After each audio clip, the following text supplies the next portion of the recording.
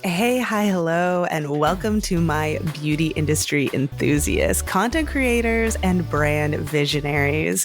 Get ready to step into a world where beauty meets business, where the creator economy blends seamlessly with strategy. I'm Sonia Elise, and this is Lip Service, the podcast. We're about to redefine the way that you think about the beauty industry. From the boardroom to the makeup room, we're leaving no stone unturned. Lip Service is your backstage pass to the beauty industry's best kept secrets. Now take out your notebook, fill up your emotional support water bottle, and swipe on your favorite lip gloss. Let's get into the episode. We are here today with such a fun guest, a longtime mutual that I'm finally getting to speak to, Evelyn Brown. Welcome to the podcast, Evelyn. Thank you for having me. I'm so excited to be here. Oh, absolutely. We have to kick it off with the fact of what is on your face. I can see a pop of blush and I need to know more. What's on the face today? Okay, the face is mostly the Danessa Myricks Skin Blurring Balm powder. Same. Okay. Yes, I love. And then the blush is the Juvia's Place Barbie Rose, like the tiniest little, because it is so pigmented and amazing. And then the lip is like a NYX Line Out Loud liner and the Fenty Cream in the pink one. I don't know what shade it is actually because I don't have it with me, but my bad. No worries. Don't worry. If somebody asks, they know where to find you. Yes. Find me. There will definitely be a post. Perfect. So second question. You go to the afterlife tomorrow, wherever that may be for you. What one product do you take with you? Ooh. Oh man. Right now it has to be the Tarte Man-Eater mascara. Oh my goodness, I can't put it down. I cannot put it down. It's tubing, right? I am a lash girl. It's not, I don't believe, but I am a strip lash girly, and like if I look up, you can see my lashes. Like they are very prominent, and that mascara just does it. This is one coat. Wow. Holy. Okay, well, we're going to have to test it out because I'm also a mascara girly through and through. I'm like, I have to have the mascara. So, okay, we got to have it. And then last question before we dive into the full podcast is, where are you finding inspiration right now? Just as a human, as a content creator, as a person walking this round earth, what's inspiring you? Gosh, I want to say like two things. One, Pinterest. Ooh. Pinterest, I feel like I had like strayed for it from a while. And now I'm back, and it's the perfect social media for me because it is visual without all of the noise that like Instagram has. And so I'm really enjoying just like strolling through pictures and like even just putting in like a random idea. Like yesterday I was doing some research for a client and I put in sneaker baddie or like baddie in sneakers. And it was literally just like, I was like, all right, cool. This is perfect. Nice. And then the other thing I would say is stillness. Like having a moment of just, I don't have anything to do, nothing. There's no deadlines. There's no running errands. I'm just sitting and I'm being still. And maybe I'm like having my coffee in the morning. That's usually how I try to start my mornings, is like some stillness. It's really helping. So good. All right, let's dive into the episode so we can get into all of the things. All right. So if you do not know Evelyn Brown, you are clearly missing out in the influencer marketing world. In addition to working for some of the coolest beauty industry places like Ulta and About Face, maybe you've heard of them, I don't know. She also works for herself and does some really amazing influencer work for clients, as well as just social media management, marketing. She's in deep, and we've brought her here today to tell us more about her experience and all that she has achieved thus far. Evelyn, take it away. Tell us how you got into the industry and some of your experiences to date. Yes. That was such an incredible intro, by the way. Thank you so much. Of course. But yes, I have loved beauty since I was a kid. My mom literally has a photo of me somewhere as a baby of me, like with lipstick all over my face, a MAC red lipstick all over my face that I pulled from her purse while I was in my car seat. Um, and like since then, I have literally just loved beauty. And then I kind of fell into the opportunity at Ulta Beauty. I was working at a small social media agency. Um, I wasn't even really in influencer marketing. I was working with influencers, but I was in the photo department. So I was more like casting. Um, and I ended up, opening an email from a recruiter, and it was about influencer relations specialist. And I read the description and I was like, this sounds like me. And because the recruiter had reached out to me, I was kind of like, I might as well just do it. Like I have a job and it's fine. It was a very new job. I was only there for like 6 months. Me and my manager at the time hit it off instantly. What was supposed to be a 15-minute phone interview turned into like a 45-minute chat. Love that. And literally the rest is history. I joined Ulta Beauty a few weeks later, primarily to help them build and start a influencer marketing program. And then from there, the collective was born, the Ulta Beauty Collective, which is now in its, I want to say its fourth year or fifth year, was a program that we literally built from the ground up. Myself and my manager at the time, her name is Meredith McLucky. She's an incredible woman who now is working and leading the influencer team at Dick's Sporting Goods. That sounds crazy, but she's an athlete, so it's not as crazy to go from Ulta Beauty to Dick's Sporting Goods. But yeah, that was kind of when I fell in love with influencer relations. And like building that program was so incredible to me because not only were we working in brand marketing, right? Like we're trying to boost brand awareness and brand love for Ulta Beauty. But at the same time, we were working with content creators and influencers, which was a very new thing to me, but something I instantly fell in love with. To meet all of these incredibly creative people where they're at and help them help Ulta like get louder was something I fell in love with like instantly. I was at Ulta for about 3.5 years and then I left. But hilariously, in that 3.5 years, obviously was the pandemic. I started at Ulta in September of 2019 and I got laid off in January of 2021. Oh man, what a journey. After getting laid off, right? It was insane. And I was like, okay, cool. I've never been laid off before. This is wild. And then they brought me back. They brought me back because the work I had done was incredible. The team loved me and they were very disappointed to see me go. And so they brought me back as an associate manager of influencer relations. And that was kind of when I was like, no, actually, I'm good at this. And that is when I really kind of like took off running. Nice. That last, like, I think the last probably year and a half of the collective that I was at Ulta Beauty, I was really leading it. I was leading from like a strategy perspective. I was leading from a casting perspective and also from an influencer relations perspective. And that is when I really started to learn like creators are just people too.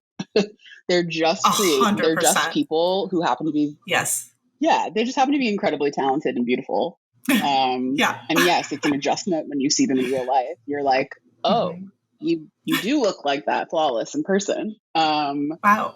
Which is quite intimidating, but yeah, Ulta really just, it brought like paycheck to passion for me. And I think So my nice. move to About Face was very much about me wanting to take the lead and wanting to lead like strategy, wanting to lead like, some like larger execution in like, activations and things like that. And it was really cool because I was leading this kind of like summer partnership with Live Nation, It was and so going cool. to a I bunch made a of TikTok different, video about it and it yeah, was just like I loved it so much, and to find out that you were like behind it is so cool to me. I was like, this is so it good, so on brand, so amazing. I really, really enjoyed it. It was such a good time. It was really cool to see About Face fans in person Hmm. getting to like work with the product, because I think that's kind of what About Face is known for. Like their product selection is quite unique. It's not Sure. necessarily the most beginner friendly product, but once you figure it out, it really allows you to like tap into artistry. Um, and it was such a cool thing to see like in real life, and just the switch of like the type of influencer you're looking for at Ulta Beauty and the type of influencer you're looking for at About Face it was very refreshing to me. I really Yeah. enjoyed it. Now I'm really focused on the creator themselves versus being a representative for a brand. Um, I'm really starting to lean into now the creators recognizing themselves as the brand versus working for the brand, I guess, if that makes sense. Yeah. While I think those two things have to exist together, I think like having creators and helping creators understand that they are a brand and that they are a small business, that they can also elevate themselves. It's Hmm. kind of where I'm at Oh, now. love that. And I love that you said that because so many creators listen to this podcast. And it is something that I say all the time. You are a brand. You need to have a brand vision for yourself. You can't just go at it willy nilly. But I think people need to hear it from multiple sources. It's just like when you're in a relationship and your significant other says the same thing over and over again. But if your bestie says it, you're like, okay, I understand now all of a Right. sudden. That I is like love such a it. good analogy. That's very on point. I know. Oh, I mean, that doesn't happen to me. I'm clearly a great listener, but so good. Okay, Thanks. so if we can back up to UBC for a little bit, and I don't want to harp on that all together, but I know that people listening to this are going to be like salivating for the details. Um, what can you share in terms of like what? First of all, I just need a number. How many people on average are applying every year? How many applicants do you guys see? Woof. Gosh, I would say from the first year was really interesting because we were kind of hand picking people. Nobody applied. We were Mhm. obviously moving in secret. It was like the first year, Yeah, but underground. the second year, yeah, right. The second year, I would say we probably had, after our agency sorted through applications and kind of like we had our picks in there, I would say we probably had between like 500 and 600 applications to really like fine tune and like look at. Um, Hmm. which is incredibly difficult. And that was probably cut down from maybe A like lot. 1,200. Like that is still a ton of people. And there was only two of us looking through that. There was only the two of us. So it Wow. was incredibly time consuming, but Sure. the material, like, oh my I goodness. can only imagine. Beautiful storytelling, beautiful. Yeah. I mean, I've seen some of the creators in the lip service crew, how they've applied, what they've said, and I would not want to be you on the other side trying to make the selection because whew, Right. that has to be It was so not easy. difficult. Yeah, I'm sure my follower count, like just the people that I'm following, went from like, Hmm. I mean, probably if there was 500 applications, I probably followed like 300 of them because I was like, I love this person. Maybe not this year, but maybe next year. Yeah, let's keep them in mind. Wow. Wow. Oh my goodness. What an incredible journey and experience to be able to see so many talented people come across your desk. Yes. So much love for Ulta Beauty too. Wow. People love that brand and I think it's incredible. And I think that always is what stands out to me is like the love is so genuine.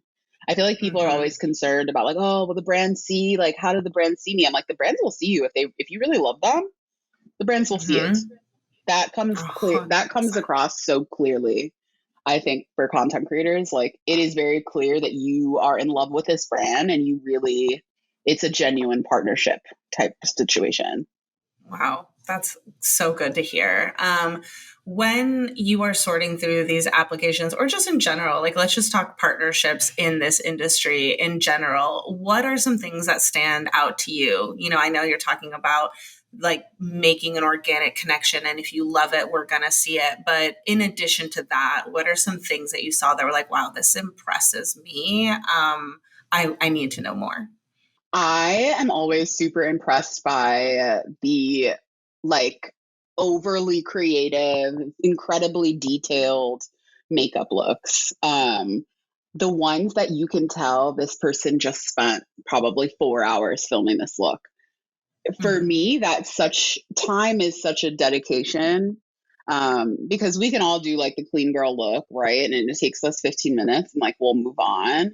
But for you to sit and really thoroughly think out like a look from head to toe, there's a hair part involved. Your outfit is playing a part. The angles at which you're shooting your photos or your video, like that always really that kind of dedication really like hits me in the heart because I'm like, wow, you spending time is something you can't get that back. You know, you can always return the outfit, but you cannot get the time that it took you to put this detailed look together or even like the So editing true. work. Like I think that's always super impressive to me.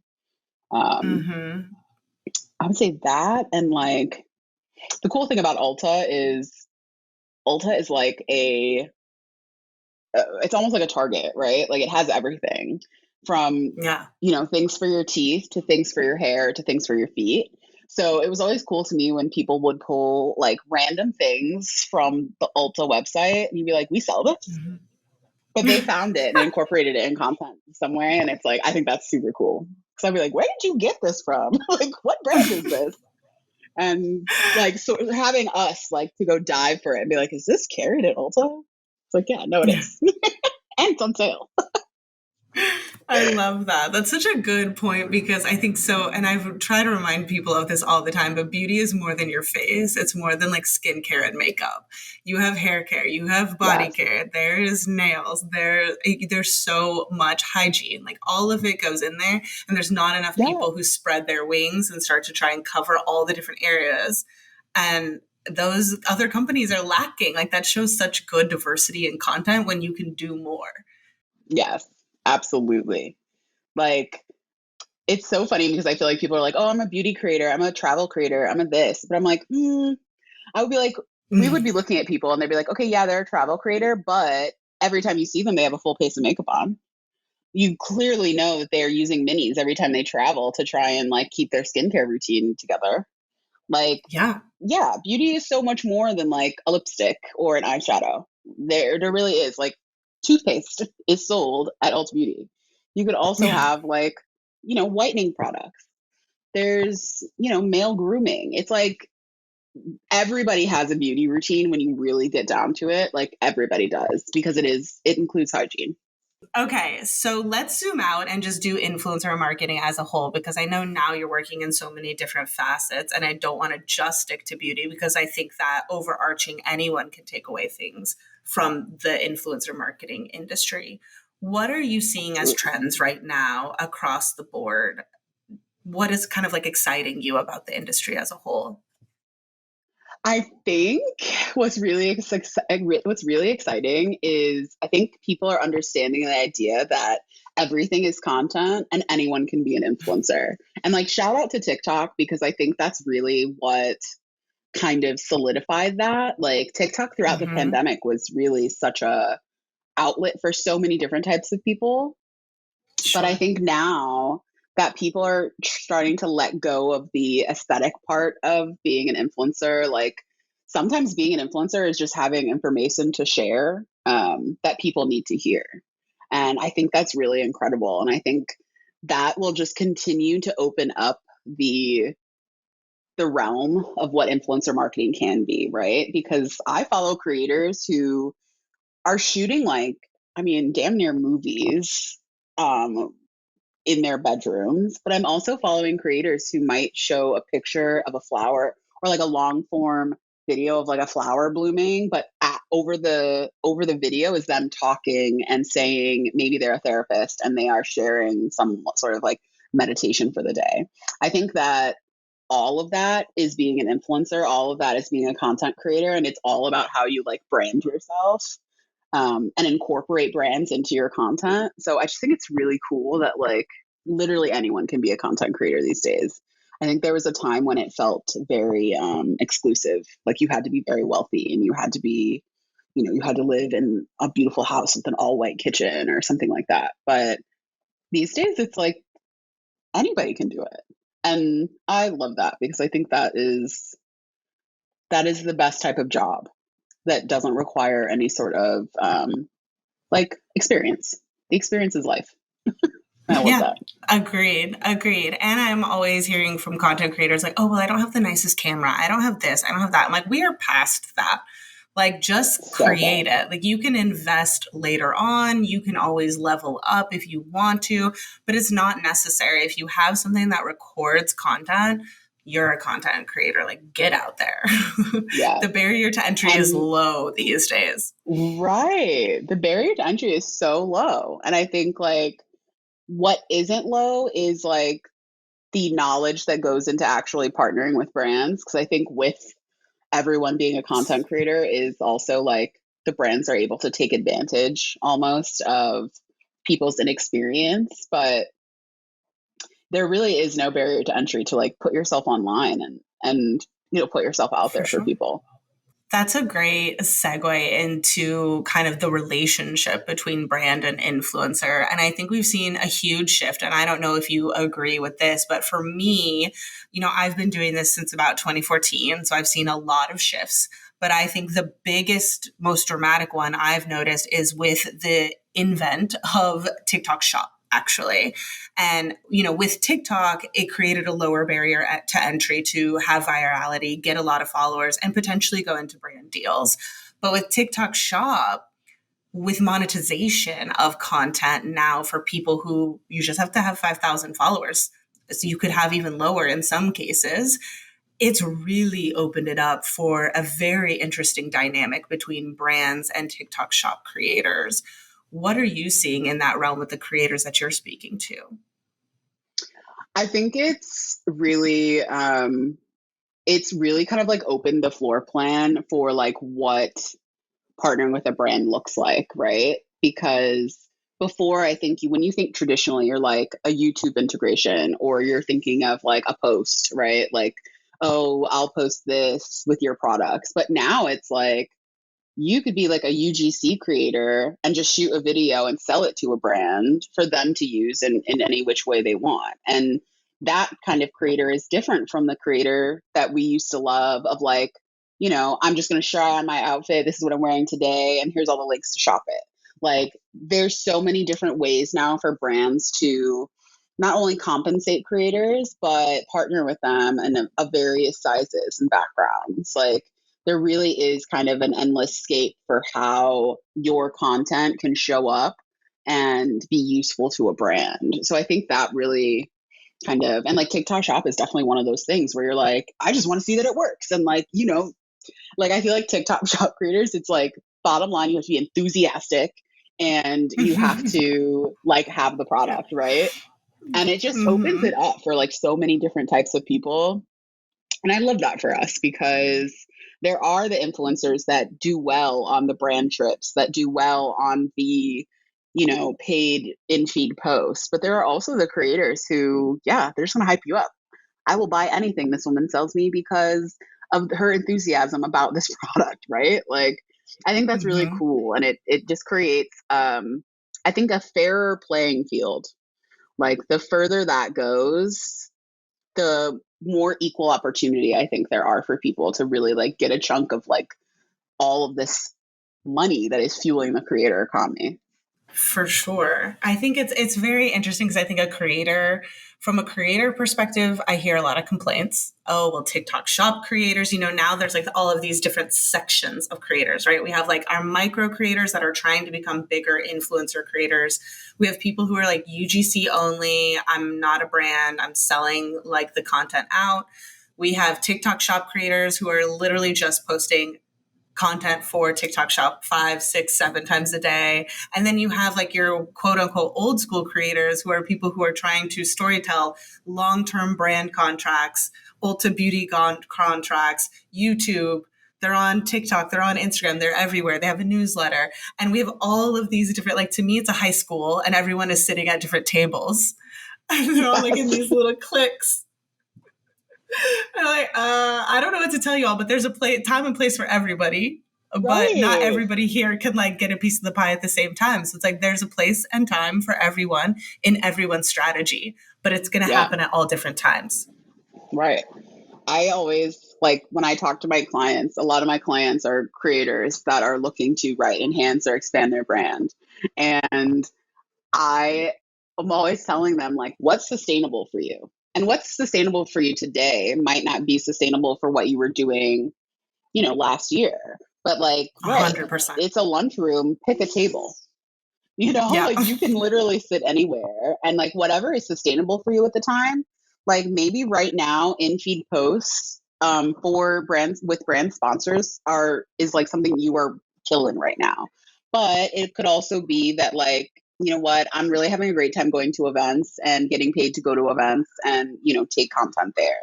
But it could also be right. Actually, I need some more time to chill. Let me shoot like 4 different UGC things in one sitting. And then I'm like, all right, that's my bills are paid for the month. Like there's so many different ways to engage now. It's truly about like what fits best for you and your lifestyle at the time, especially if you're trying to make a career out of it.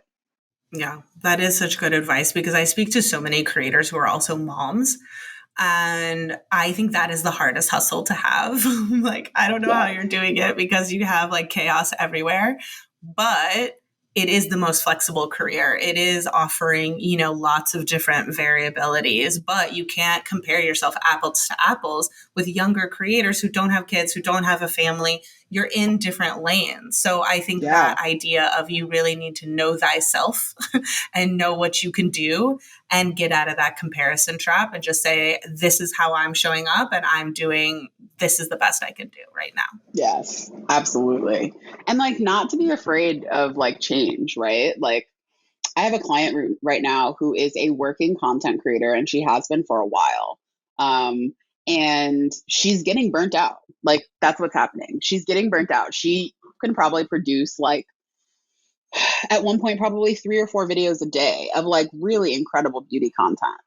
And now she's kind of reaching a point where she's like, her manager wants her to do this. She feels like she wants to do that. She needs to find somewhere in the middle. Like, what is she going to do? And I'm like, well, what do you want to be doing right now? You've done this. And, she's dominated the beauty content creator influencer scene. She's dominated it. But I'm like, what's next? I'm like, now do you want to share more lifestyle? She's married. She has a husband. She doesn't have any kids, but she's like, we're living our life. Like, I'm like, well, how are we incorporating that into like what your brand is now? Doesn't mean that you're leaving beauty behind. I think it means that you're ready to expand your brand beyond what beauty has to offer you right now. And that's fine. But I think it's to have a like long career as a content creator, you are not going to be able to do the same thing every day for like 6 years. It's not going to happen. No, absolutely TikTok not. Both and personally and your and your audience. It's just like they're also not going to keep wanting to watch the same thing over and over again, right? Like I say this on every episode and I'm sure people are sick of this, but it keeps coming up that your personal evolution is your audience evolution. And if you don't make room for that personal evolution, like the audience will not evolve with you, the brand deals will not evolve. You have to move forward. And that is one of the hardest parts I see for creators for sure. I think it is super hard because it's like, this is still all very new, but it changes so quickly. you have to be Mm-hmm. able to roll with the punches. Like, right. I mean, is Instagram the same way as it was last month? Like, absolutely not. Like, we're No. all doing different stuff on Instagram now. No. So it's Yep. like you have to be able to roll with the punches. And I think that is like a huge part of like keeping your career relevant and sustainable. Like, your audience is absolutely, they're growing too.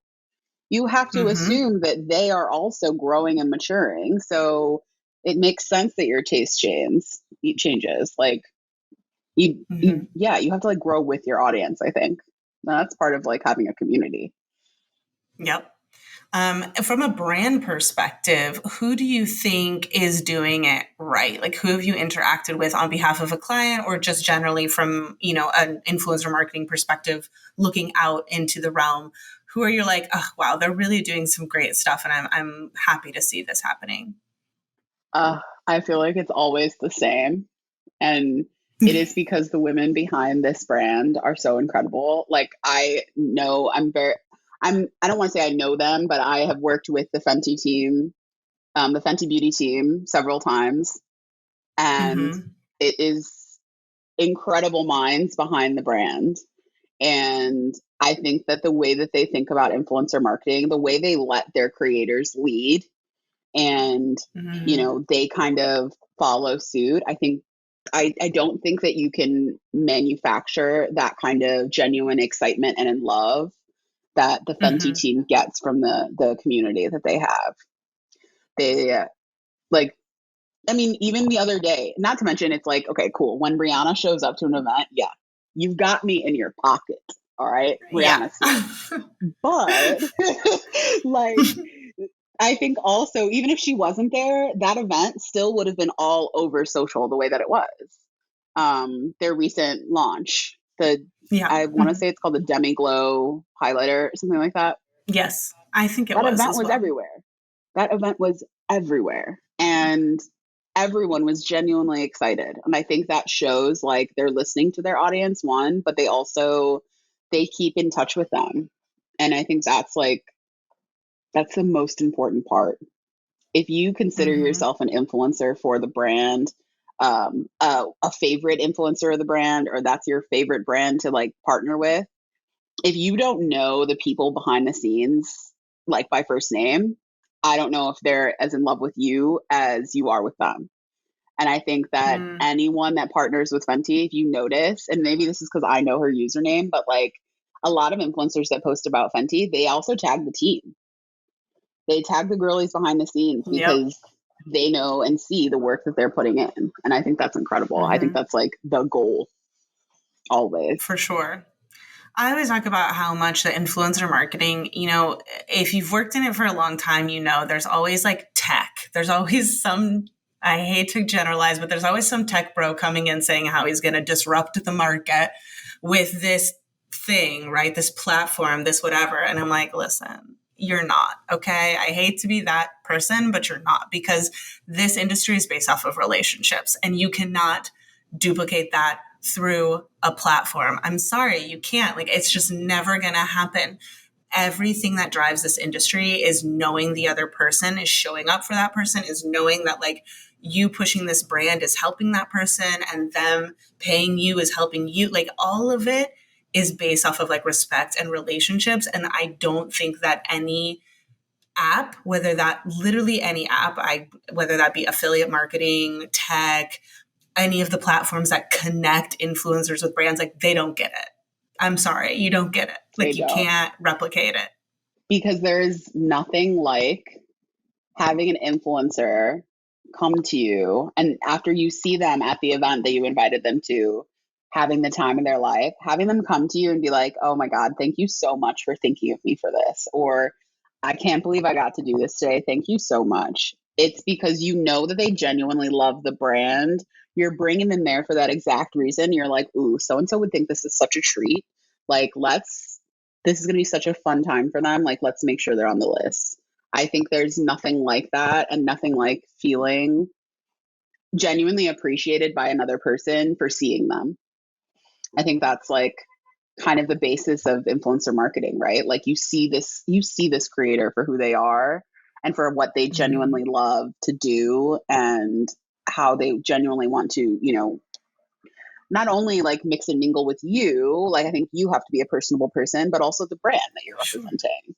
And that's like the best part about influencer marketing for me. I'm such a hopeless romantic and a sap that I love being able to like make somebody's day and be like, you know what? I think you're going to partner with us today and it's going to be awesome. Like, I love that. I think it's love so it. fun. Wait, what sign are you? I'm a Virgo. Okay. I'm a Cancer. And so when you just said like, I'm a hopeless romantic, I'm like, dude, this is why I love people. I'm always just like, how can I make your day? Like, how can I make this like the best day that you've ever had? Right. Like, how can I improve on whatever you have going on today? Everybody in my family is a Cancer, except for me, like my intermediate family. So like my mom is like July 18th. My sister is July 15th. And then my dad is July 8th.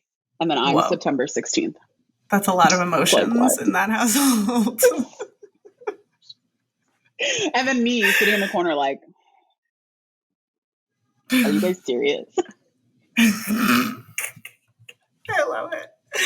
I love it. Okay, so to round us out, what advice would you love to pass on to creators right now that are just like looking to grow? Like, how would you motivate them? Because I think sometimes the road is bleak for people. I hate to say it, but it's tough. It is tough out there for an influencer and aspiring creator. What advice would you give them? I think it is a really rough time for them, but I would say commit. Because just because you see somebody else doing it doesn't mean that what you're doing is not in any way different or exactly what somebody's looking for.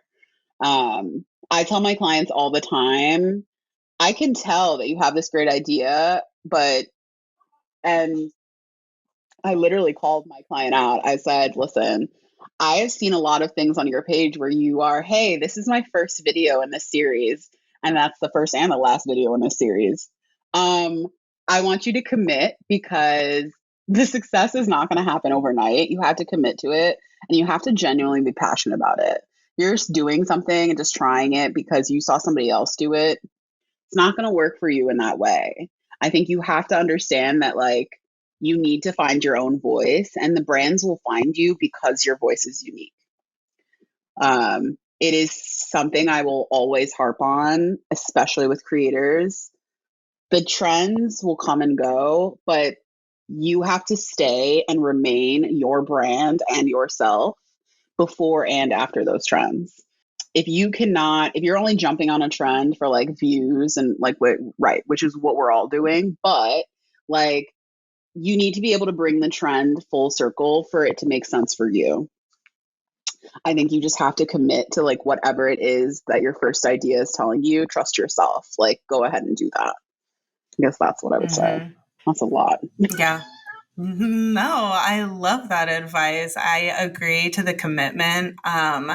You have to commit whether it gets 0 views or 100,000. I tell the creators that I speak to, you got to show up 10 times for me to let you get off the hook on a new series. Like I will be hounding you, where is it? Until you make it through 10 of them. Because until you do that, you don't know for sure. No one episode 1 ever takes off. Never. Like cut it out. Ooh, I wish my client, I hope he's listening. Because this is about you, sir. It's never going to take off after the first time. You have to do it. And I told him, I was like, you have to commit. I want to see it at least for like a month. Commit for like a month. Because if you cannot commit for a month, then you don't really want to do it. 100%. Yeah. A month is like a blink of an eye. I would say commit to a quarter. 3 to 4 months, I need to see that's a commitment. That a month is like I'm dipping my toe in the water. So if you're listening, sir, this is I'm backing Evelyn up. You need to get your stuff in order, sir. Exactly. No, it's so true. It's so true. Yeah, because he's totally the type. He's like, hey, I'm starting a new series on this. And then he like does that video. And then I'm like scrolling for the next episode. And I'm like, so you did one episode? what is this, a trial run? Like, come on. Oh I hope my he's goodness. laughing right now. I hope so too. Sorry. All right. Well, thank you so much for your time, Evelyn. I had such a good time chatting. I know that we could be doing this forever, so we have to cut off somewhere. Absolutely. We could have this chat for so long. I was just looking at the time on the side and I was like, oh, that's crazy that it's been that long. I know. Yeah, we need to like have a little virtual drink or something and have a chat because I would love to. Absolutely. Well, thank you guys so much for listening today. We will, of course, put in the show notes where to find Evelyn and follow her and get more info on working with her if you are interested. And stay tuned for more info and the next episode.